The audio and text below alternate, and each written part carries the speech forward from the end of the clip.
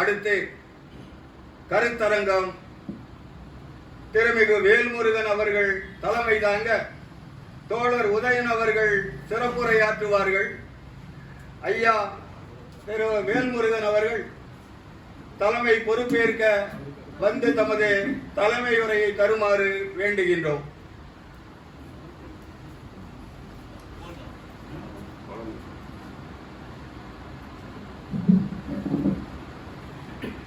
தமிழ் சிந்தனையாளர் பேரவையின் சார்பில் மாதந்தோறும் நடைபெறுகின்ற நிகழ்வில் 3வது மாதமாக நடைபெறுகிற நிகழ்வு என்பது நமக்குள் ஒரு கலந்தாய்வாக வகுக்கப்பட்டு அதில் நம்மளிருந்து ஒருவர் ஒரு பொது தலைப்பை தேர்ந்தெடுத்து பேசுவது வழக்கமாக வைக்கப்பட்டிருக்கிறது. அதன் அடிப்படையிலேயே தான் இன்றைக்கு தோழர் உதயன் அவர்கள் விடுதலை நாள் என்ற தலைப்பிலே உரையாற்றுகிறார். என்னை தலைமை தாங்கமாறு கேட்டுக்கொண்டார். இந்த பொதுவாக எனக்கு நான் ப்ரிப்பேர்டு இல்லை, எதுவுமே தயாரிக்கல, உடல் நலம் சரியில்லை. ஆனால் சரி இருந்தாலும் பொதுவான கருத்துக்கள், எல்லோருக்கும் தெரிந்த கருத்துக்கள் தான், பரவலாக தெரிந்த கருத்துக்களை ஒரு தலைமை உரைக்காக பேசி அமர்கிறேன். விடுதலை என்பதனுடைய பொருள் எதை சார்ந்து இந்த தலைப்பை வைத்திருக்கிறார் என்பது தெரியவில்லை. கிழக்கிந்திய கம்பெனி வியாபார நோக்கத்திற்காக தேசங்களாக திரிந்து இந்தியாவிற்குள் வந்து பிரிட்டிஷ் மகாராணியினுடைய விக்டோரியா மகாராணி ஆட்சிக்கு உட்பட்டு அவர்களுக்கு இந்த நிலம் வியாபாரத்துக்காகவும் அரசியலுக்காகவும் அடிமைப்பட்டு அது ஒரு நீண்ட கால தொடர்ச்சியின் அடிப்படையிலே இந்த மக்களுக்குள்ள இயல்பான உரிமைகள் எல்லாம் மீட்டெடுக்க வேண்டும் என்று பல கட்டங்களில் பல மனிதர்கள் அதனுடைய தொடர்ச்சியின் விடுதலை முழக்கங்களை எழுப்பியிருக்கிறார்கள். அந்த விடுதலை நாளை பற்றி பேசப் போகிறாரா என்று நமக்கு தெரியவில்லை. அதனுடைய தொடர்ச்சிகள் அடிநாதமாக அவர்கள் எழுப்பிய முழக்கங்கள், அந்நியருக்கு அகப்பட்டிருந்த மண்ணை சொந்த மக்கள் ஆள வேண்டும் என்பதற்காக ஒரு முழக்கங்கள், அந்த முழக்கத்தின் அடிப்படையாக கிடைக்கப்பட்ட விடுதலை பற்றி பேசுகிறார். அப்பொழுதே இந்த விடுதலை அவர்கள் ஒரு சீர்திருத்தங்களையும் செஞ்சிருக்கிறாங்க. அப்ப பார்க்கிற பொழுது இந்த நாட்டை வியாபாரத்துக்காக வந்து இந்த மண்ணில் கேரளத்தினுடைய இது உள்ள நவ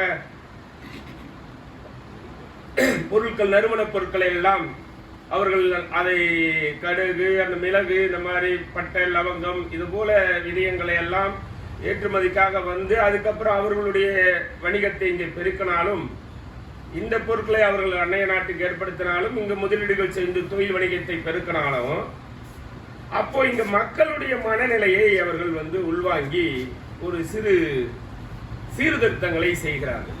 அப்புறம் மெக்கலி கல்வி எல்லாருக்கும் பரவலாக்கப்படவில்லை. ஒரு 4 வருடத்தின் அடிப்படையிலே இந்த சமூகம் கட்டமைக்கப்பட்டிருக்கிறது. அப்ப அதையெல்லாம் உடைக்கிறார்கள். உடைக்கிற பொழுது அந்த கல்வி எல்லோருக்குமான கல்வியாக மாற்றப்படுகிறது. அதன் மூலமாக வேலை வாய்ப்புகள், இடஒதுக்கீடு முறைகளை கொண்டு வருகிறார்கள். இப்படி பல வியாபாரம் செய்ய வந்தவர்கள் அந்த நாட்டை அரசியல் படுத்தி சமூக சீர்திருத்தங்களை நோக்கி நகர்கிறார்கள்.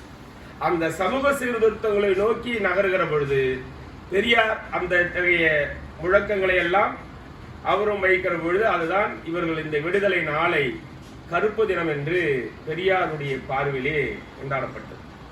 இந்த விடுதலை வேண்டாம்னு கேட்கிறார். நீ இந்தியாவுக்கு எங்க வேணாலும் கொடுத்து தமிழ்நாடு கொடுக்க வேணான்னு பரல் பட சொல்றார். ஏன்னு கேட்டாக்கா இது அதுதான் அண்ணன் கவிஞர் தலைமை ஆசிரியர் சொன்ன போல அதிகாரம் பஞ்ச கவசத்துக்கு தான் திருப்பி எல்லா விதமான அதிகாரங்களும் மாறப்போகிறது, சமத்துவமான ஒரு சமூகத்திற்கு கிடைக்கப் போவதில்லை என்ற அடிப்படையிலே தான் அவர் அதை மறுதளிக்கிறார். துக்க நாள் என்கிறார், விடுதலை வேண்டாம் என்கிறார். ஆனால் விடுதலையின் பொதுவாக மக்களிடத்திலே பேசப்படுகிற பொழுது என்னவாக இருக்கும் என்று சொன்னால், ஒரு தலைவர்களுடைய அந்த பாடுபட்ட சிந்தனைகள் எல்லாரும் பேசணும்னா வ.உ. சிதம்பரனாருடைய மிகப்பெரிய செல்வந்தர், தன்னுடைய அத்தனையும் இழந்து ஓட்டாண்டியாக மறைகிறார். போன்ற ஆண்டுதான் அவருடைய மகன் வாலறிவான் அந்த பிரிட்டிஷுடைய பேரைத்தான் தன் பிள்ளைக்கு வைத்திருந்தார். அவர் அனாதையாகத்தான் இறந்தார். ஒரு போன்ற சென்றவரிடம் தான் இறந்தார். அப்போ அந்த விடுதலைக்காக மிகப்பெரிய கல்வியாளர், வழக்கறிஞர், தலைமுறை வழக்கறிஞர், அவங்க அப்பா வழக்கறிஞர் அவரு. ஆனா அவர் அந்த வழக்கறிஞர் தொழிலை பிடுங்கப்பட்டிருக்கிறார். ஆனா அந்த மக்களுக்கு உணர்த்தப்பட்டது என்ன? எதை உள்வாங்கி இருக்கிறார்கள்? இன்னைக்கு பரவலாக குதூகலமாக அந்த சுதந்திர நாளை கொண்டாடுகிறார்கள், விடுதலை நாளை கொண்டாடுகிறார்கள். ஆனால் எத்தகைய விடுதலை நமக்கு பெற்றிருக்கிறோம்? ஐயா கூட சொன்னார், விடுதலை என்பது அரசமைப்பு சட்டத்தின் மூலம் கிடைக்கப்பட்டிருக்கிற விடுதலையா, இல்ல சமூக கருத்தில்களால் சமூகத்தில் நமக்கு கிடைக்கப்பட்டிருக்க விடுதலையா? சமூகத்தால் நமக்கு எல்லா விதமான விடுதலையும் கிடைக்கப்பட்டிருக்குது அப்படின்னு சொன்னால் எல்லோரும் அர்ச்சகராகலாம் என்ற சட்டம் நிறைவேற்றப்பட்டிருக்கும். தகுதி வரம்புன்னு ஒண்ணு வச்சிருந்தா அந்த வரம்புக்குள் பயிற்சி, நீ சொல்லுகிற வைதிக முறை பயிற்சியை கூட அவர்கள் செல்வதாக இருந்தாலும் கருவறைக்குள் நுழைய முடியாது. அப்போ ஒரு சாரார் எல்லா விதமான அதிகாரங்களும், அது நீதிமன்றமாக இருந்தாலும், எந்த காவல்துறையாக இருந்தாலும், அட்மினிஸ்ட்ரேட் பவர், அதாவது எல்லா பத்திரிகை துறை, அப்போ ஒரு கட்டமைப்பு பொது புத்தியில் நமக்கு எது நிரம்பி இருக்கிறது, அதை தான் பொது புத்தியில் நம்மளை ஆக்கிரமித்து இருக்கிறது. அவர்கள் நல்லவர்களாகவும் வல்லவர்களாகவும் தோற்றத்தில் நியாயமானவர்களாகவும் கற்பிக்கப்பட்டிருக்கிறது. ஆனால் அதே நல்லவர்கள் மற்றவர்களை எந்த மனநிலையில் தன் உள்ளத்தில் நடத்துகிறார்கள்? நமக்கான வாய்ப்பை கை தூக்கி விடுகிறார்களா? மேல் நோக்கி நம்மை கொண்டு வருகிற பாடுபடுகிறார்களா அப்படின்னு பார்த்தா நம்ம நிலையிலேயே தான் இருக்கணும், அவங்க மட்டும்தான் உயர்ந்து இருக்கணும்ன்றத அந்த ஒரு கவிதை வரிகள்லயே அவர் அதை சொல்லிட்டாரு. அந்த நிலை தான் இன்றைக்கு சமகாலத்தில் தொடங்கிய அரசியல் பகுத்தறிவு நூற்றாண்டு விழா தொட்டுருச்சு, கம்யூனிஸ்ட் இயக்கமும் நூற்றாண்டு விழா தொட்டுருச்சு, அவர்களும் நூற்றாண்டு விழாவை தொட்டுட்டார்கள். அதே நூற்றாண்டுகளுக்கு அப்புறம் இன்னைக்கு அவர்களுடைய அந்த தத்துவார்த்த சிந்தனைகளை மக்கள் மத்தியிலே பொதுவெளியிலே விதைத்து அந்த இதுகளைத்தான் வளர்த்தெடுக்க பார்க்கிறார்கள். ஆகையால் இது ஒரு பிரிட்டிஷ்காரர்கிட்ட இருந்து கிடைத்த விடுதலை 79 ஆண்டுகள் ஆனாலும் மக்கள் மனங்களில் சமூக விடுதலை பெற்றிருக்கிறோமா என்பது ஒரு ஐயத்தினுடைய கேள்வியாகவே வைத்து மற்ற விளக்கங்களை எல்லாம் தலைமை உரையில் அவர் நிரப்ப வேண்டும் என்று கேட்டுக்கொண்டு வாய்ப்புக்கு நன்றி கூறி விடைபெறுகிறேன். நன்றி, வணக்கம்.